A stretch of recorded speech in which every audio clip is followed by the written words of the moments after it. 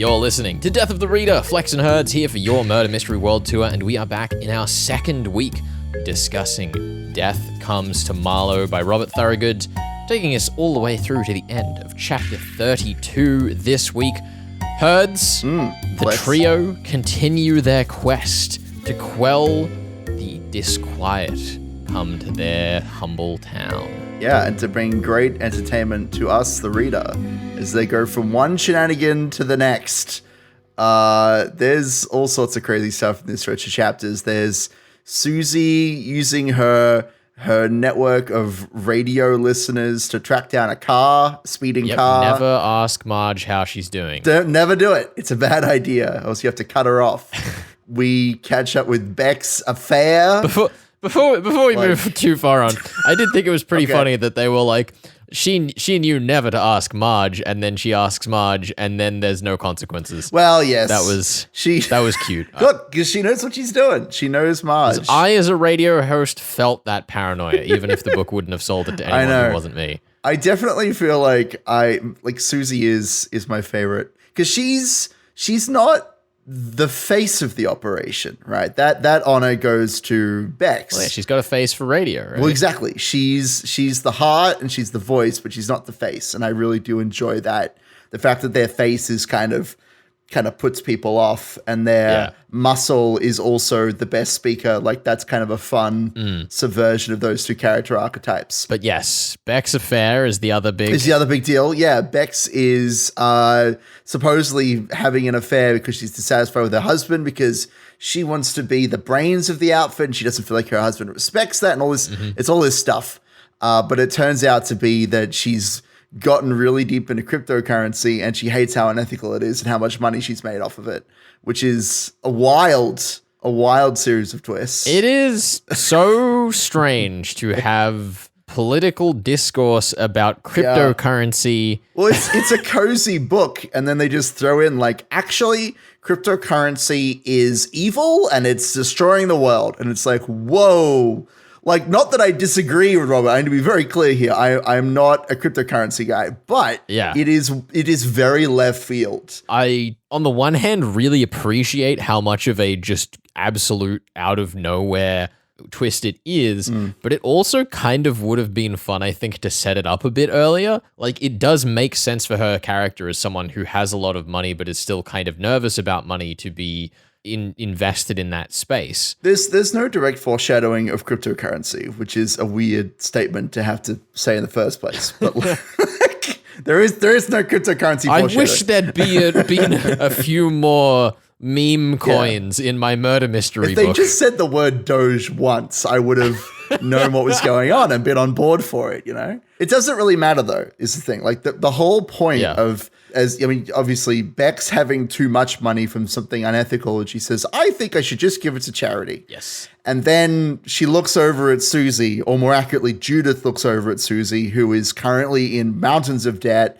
has this rundown house. She can't pursue her dream of being a radio host because she has to keep looking after dogs, which she does enjoy doing, but it's not what she's passionate about. And she's also putting herself more into debt to look after dogs to keep the radio show going, because she's paying other people to look after dogs while she's on air. Well, she explicitly points out, and this is such a sad, funny part of the book.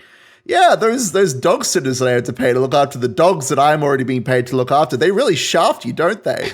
And so we know that she's paying more than she's earning for looking after the dogs, but also that her rates they're like mates rates, right? Like, she's just trying to be a good person, whereas Becks has become a businesswoman almost entirely by accident.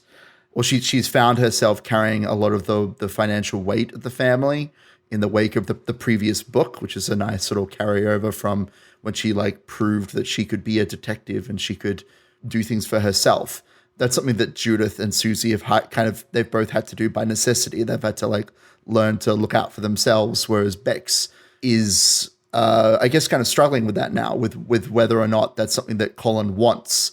It's something that she wants, something that they all kind of want to be independent, but it's a struggle that Becks is kind of dealing with especially in the second half of this book. The thing that fascinates me is that then when we compare that with Jenny, Rosanna, and Lady Bailey, where Rosanna is definitely independent, but it still feels like she's written to be independent in her reliance on family money.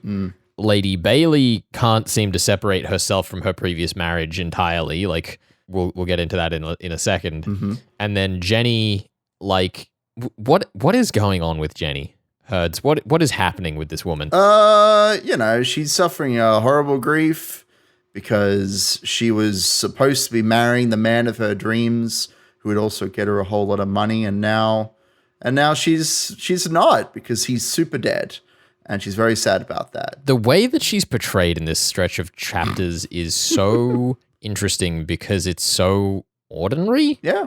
I mean, she gets threatened a lot by Tristy boy. But it's like, it's obviously an act. What do you mean? We're not even in the mystery section yet. How dare you? We can get into the fact that this isn't an act in the mystery sense later, but it feels so strange in amidst all of this social and political critique to have a character like Jenny and to have characters like Lady Bailey there, who their application is definitely counter to the core criticisms that the book seems to be making. I guess my question is that effective? It's a great question. I'm interested in what your thoughts on Rosanna, but certainly Lady Bailey is sort of a semi-villainous sort of character. Like, she's sneaking around the estate on the night of the wedding, which maybe implies that more people could have been sneaking about that night. Look, I don't know. Who knows? Who knows what could be going on? Could be any number of 3 suspects. It could be Kat Hustleby. She could be the one. Oh, I don't know. I'll reserve final judgment as to whether this is an effective counter to the more proactive examples of the leading trio. But clearly, Robert is wanting to talk about the way that the patriarchy, like, dictates the lives of these upper class women. Yes. Clearly, that is what we are looking at. It's kind of nice the way that it's done in a bit of a vacuum, where, like, obviously Tris is still there on the scene, treating his mother and Jenny pretty cruelly. They just hate each other. They just hate each other. So much. The criticism of how the patriarchy affects these women is sort of separate from these characters. You know, they're 2 parallel narratives that still both have to do with the mystery, but we are not relying on the men in the story to show how the patriarchy is affecting women. Yeah. Well, that's kind of cool. Tris is kind of an interesting character to put as the focal point of this, because every time we see him, he's like, he's very weak. His character is that as soon as he is confronted, he says, but the law says this, and then he runs away. He's like, actually, I am allowed to do these things. I do really enjoy his portrayal because of how light a touch he is on the lives of those around him. He's almost like the specter of his father in a way, which is kind of fun. Well, yeah, it's also good because we don't really take a lot of time to explore and interrogate Lord Bailey's character because Tris is there to be that for us anyway. Yes, we see the echoes of his father in the way that he acts and the way that he tries to control things without actually doing anything important. He's a fun one. One other thing, Herds, before we get into the full swing of the main mystery, before I talk about before we lose our minds, the conundrum that I find myself in, there's also this crossword and this meeting at the skate park that takes place. Yeah, there's a meeting at the skate park where they see a bunch of people go by, but like they don't seem to meet anybody. It's a bit weird. I have 2 main thoughts. The first is that when we were initially presented this and it was like framed as though it was going to be a meeting in the first example we got from the crossword, Judith's like, oh, well, it's clearly going to be a couple of people meeting up and I'm curious if I should show up. I probably shouldn't. That would be strange. It would. And then the second one is also a meetup. And my assumption was going to be that we were going to learn something about the timing trick from this meeting. And maybe we will in the remainder of the book, but it kind of just seems to be that the guy who writes these crossword puzzles is meeting up with, it has to be one woman. Right. It's probably his wife. Well, maybe it's just a bit of fun, trying to find a way to have some specific mechanism or puzzle to bring the 2 of them together in the middle, That sounds good to me. I feel like you've just told me exactly what's happening. Anyway, the next thing I want to touch on definitely gets a little deep into the mystery, so I might save that until we return at the end of the show to talk about the incredible problem that we have faced before me. It's a very complex situation, I'm sure. Very, very challenging. This is Death of the Reader. We are talking Robert Thorogood's Death Comes to Marlow, up to and including chapter 32. Stick around, more to come in your Murder Mystery World Tour. You're listening to 2SER 107.3.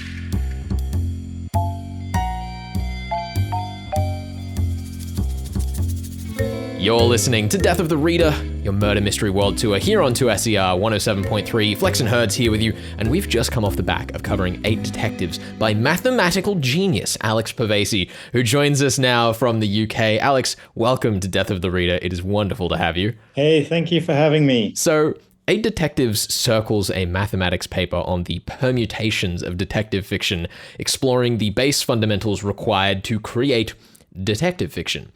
Was the paper itself ever something destined for construction? No, not really. I thought it was quite helpful to leave the contents of the paper vague. I can tell you, this idea started with me wanting to kind of make a sort of list or like a kind of catalog of all the different endings of detective fiction specifically. And I tried to do that. It just got too much into kind of things that were a little ambiguous. So like, a classic ending might be like, the least likely suspect is the murderer. It kind of got a little vague, sort of defining, who is the most likely, how likely people are as suspects, who's the most likely, who's the least likely.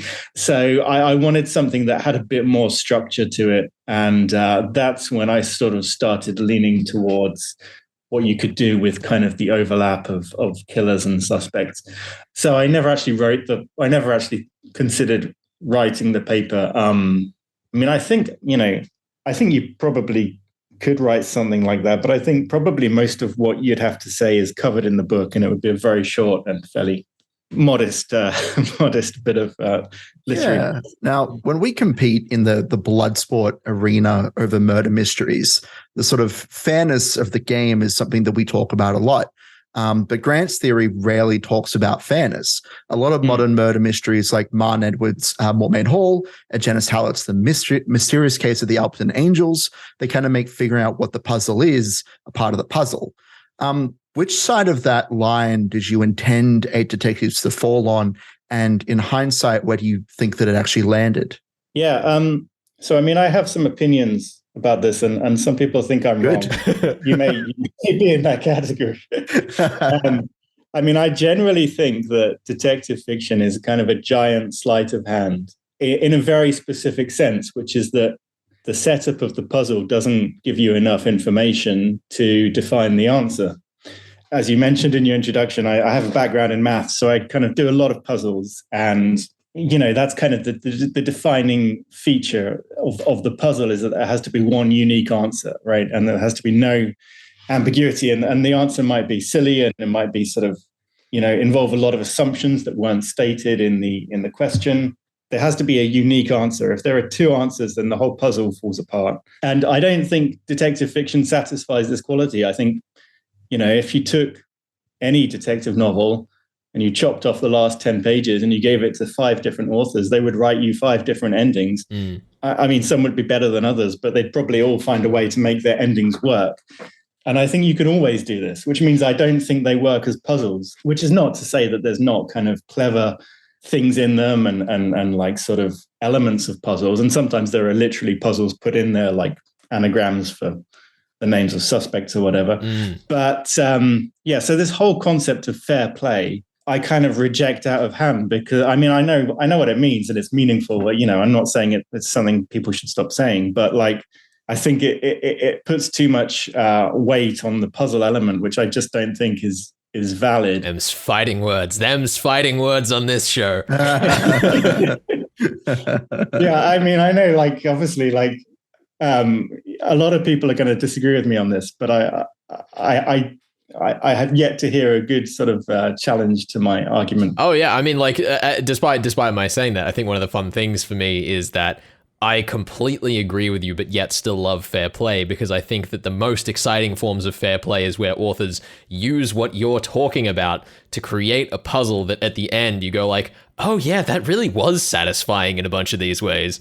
Yeah, of course. Yeah, I mean, so fair play. Well, of course, like it's kind of hard without a precise definition, you know. Obviously, there are things like, you know, one of the classic rules is you can't have the murderer be someone who hasn't been mentioned before in the narrative. Obviously, that's more to do with reader satisfaction than anything to do with logic or whatever. So I would say all of the fair play kind of concept is actually to do with reader satisfaction rather than anything logical. So I didn't really stick particularly hard to the notion of fair play within Eight Detectives, but I did try to substitute other forms of reader satisfaction for it when I violated it. So Yeah. you know, if something turns out to be a bit, if the reality of something is revealed and you kind of raise an eyebrow at the fairness of it, I hope there's always something else that it brings that kind of compensates for that. I sort of like that you have a bit of a thesis statement for that as well, with the way that we bring up inconsistencies in the first discussion between Grant and Julia, because we kind of establish from the very get-go that, like, yeah, these things aren't going to make an exact sense, but that's the point. Yes, this is so zooming out and looking at the broad story of the novel of Grant and Julia. I mean, this is not really a detective novel. Like, this is kind of a sort of novel with a mystery at its heart and then a surprise at the end. Everything else is in service to that story, and that story is not really fundamentally a murder mystery. So I felt I had some kind of freedom to not follow any of the rules that I didn't particularly want to follow. So I feel that in some ways that Eight Detectives is both a full-length novel and a short story collection, right? Do you think that short story collections could learn something about flow from the manner that you've woven a linking narrative between the stories? I suppose, like, yeah, short story collections kind of present a few challenges to the reader. Number one is that with each new story, you kind of have to learn a new situation, a new set of characters, and that takes a bit of effort. And yeah, I was trying to make the reader invested in that by having the short stories form part of this whole. So I definitely wanted, as people read the stories, I wanted them to be kind of guessing like what the next story was going to be. So as you're finishing up one, you're already thinking like, what is the next? What's coming next? Not just in terms of kind of the structure, but in terms of sort of the settings. I mean, the book cycles through various sort of classic golden age detective fiction settings. And I wanted to make that kind of feel like a game. And with the inconsistencies in the stories, sort of, I wanted people to be kind of thinking, you know, what could we do next? What's the next one going to be? Because they all have kind of different format. I mean, I didn't really think about it in terms of writing it as a short story collection. I mean, obviously, undeniably, it is halfway between a novel and a short story collection. But I didn't sort of approach it by thinking, you know, what are the kind of things about short story collections that I would want to improve on? Yeah, I mean, I just wasn't taking that approach. I mean, maybe I should have done, but because I know a lot of people struggle with the book with the fact that it changes characters and setting every few pages. Well, I suppose, Alex, it has been absolutely wonderful having you on the show and getting to feature Eight Detectives, which, I mean, we love metafiction on this show, and your particular spin has been absolutely fantastic. So thank you so much for the book and for joining us. Yeah, it was great talking to you. Thank you. Thank you for featuring Eight Detectives. Thanks for writing it. This is your Murder Mystery World Tour here on 2SER 107.3. We're talking with Alex Pavesi about Eight Detectives. But right now, I'm going to throw you back to Robert Thorogood's Death Comes to Marlow. Stick around, more on your Murder Mystery World Tour in just a second.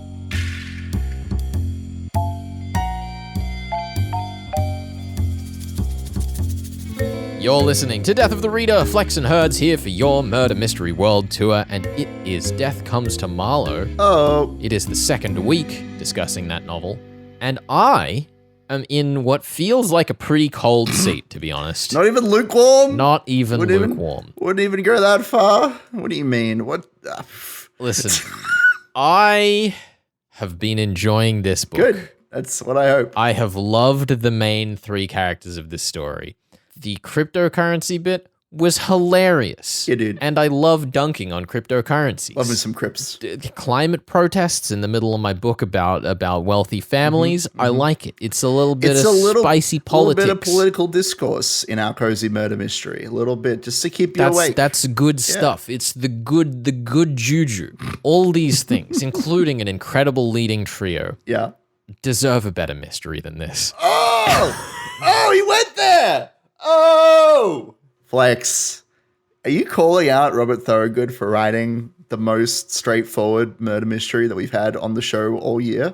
Listen, I am going to say this. All show in the last 4 years? I am going to say this in the hope that Robert Thorogood is about to blow my mind and my face will be covered in egg next week. You better get every single detail of this murder 100% correct. All right, let's get started. You better get this down. I need you to tell me who, how, and why. I'll start with the who, the easy one. All right.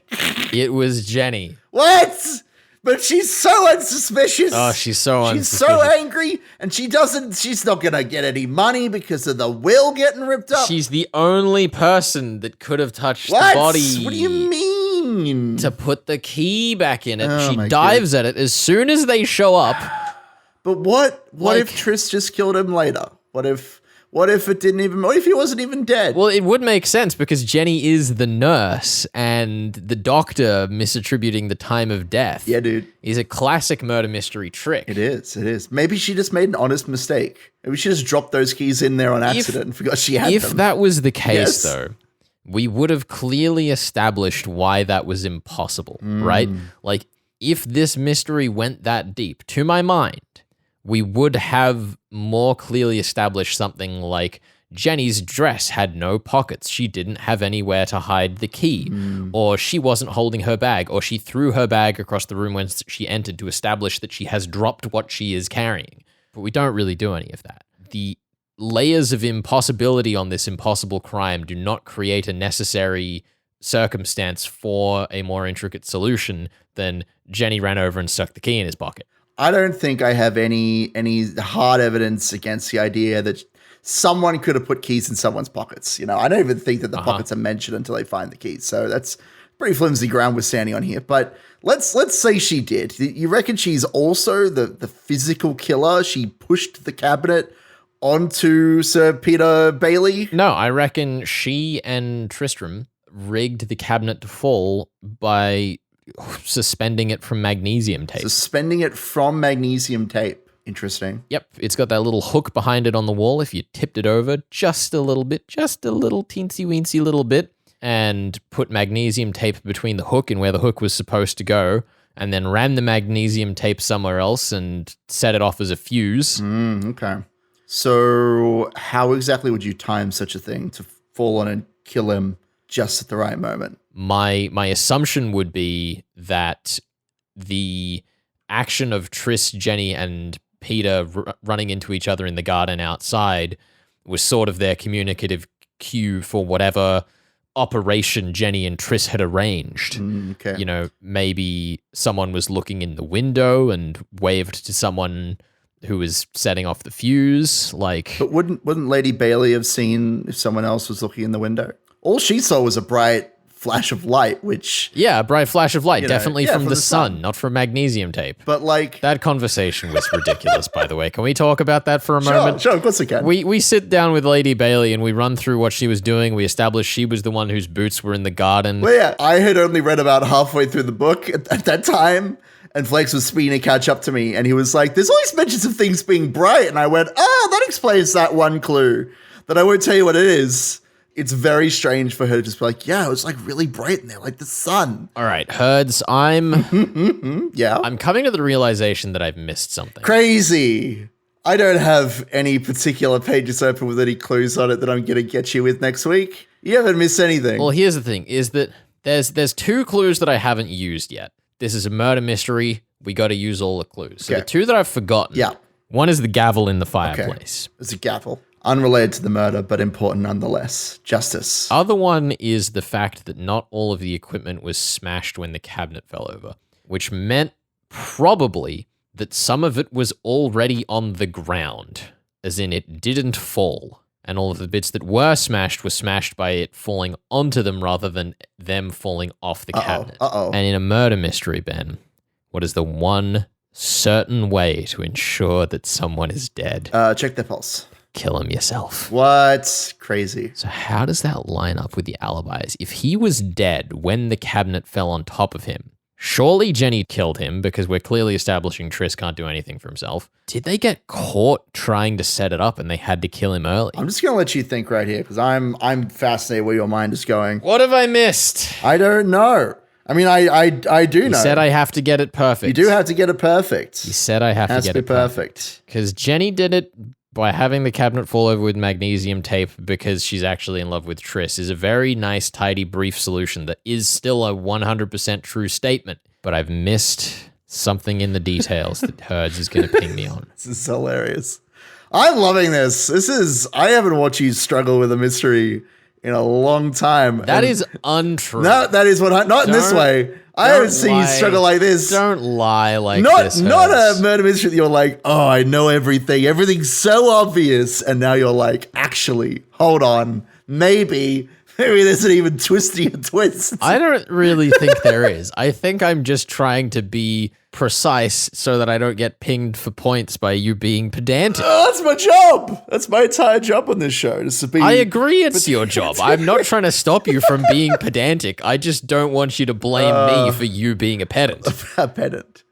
I won't blame you if you happen to miss the most important truth of all. All right. What are you going to say? What's your answer to all of this truth that I'm throwing at you? Peter and Jenny had a confrontation in which Jenny killed Peter Bailey, probably by hitting him over the head with something. Okay. Because otherwise it would have stood out. Sure. They set his body up so that stuff would fall on it, like so that the cabinet would fall on it, then went up and used the magnesium tape and the gavel. What does the gavel have to do with it? It's a great question. How is the gavel... How does the gavel factor into anything? Why is it even a required part of this mystery is what I would... Because they could have just set up a fuse, right? In the fireplace upstairs. Because it'd be the same chimney. That doesn't explain the gavel, though. The gavel is still just... It's just in the fireplace. I think you've done enough. I think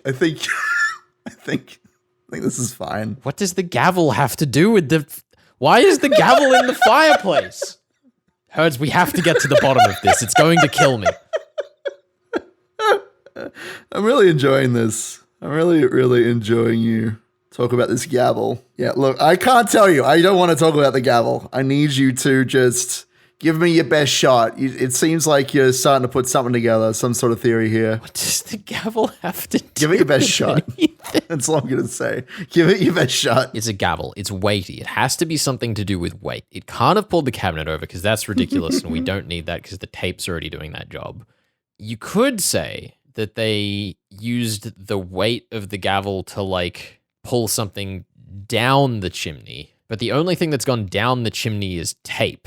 How hard is it to get tape down a chimney? And if you were to use a weight to get tape down a chimney, why would you use a gavel? Look, I think maybe we want to leave this one. Maybe we want to just move on. So let's summarize. Please summarize for me. I don't think I can. Tristram and Jenny are in love. Great. Lovely. Get them married. To get the money and get on out of there, they go to murder Lord Peter Bailey by blunt force directly to the back of the head. And then to obfuscate the time of death, they rig with magnesium tape and a gavel for some reason the cabinet to fall on top of his dead body soon after he's dead so that they have an alibi for the most obvious cause of death, which is the cabinet falling on him. I like it. I like it. The will is missing because Tristram was unhappy with how much Jenny got in the new will. Because if they're going to end up together because they love each other and he's now lost the power because Jenny has it, so he's tried to hide that from Jenny more than anyone else. Makes sense to me. I think that covers All everything. right, is that your final answer? Why a gavel? Why a gavel? Indeed. We'll talk my about why a final gavel answer. next week. The gavel is great. Okay. I hope so. We're doing chapter 33 to the end of Death Comes to Marlow by Robert Thorogood, and I will see you for the finale. It's going to be a wild ride. You will see them, Herds, not me. Am I going to be dead before then? You're going to be dead by gavel to the back of the head. Oh, good lord. It's going to be great. This is Death of the Reader on 2SER 107.3.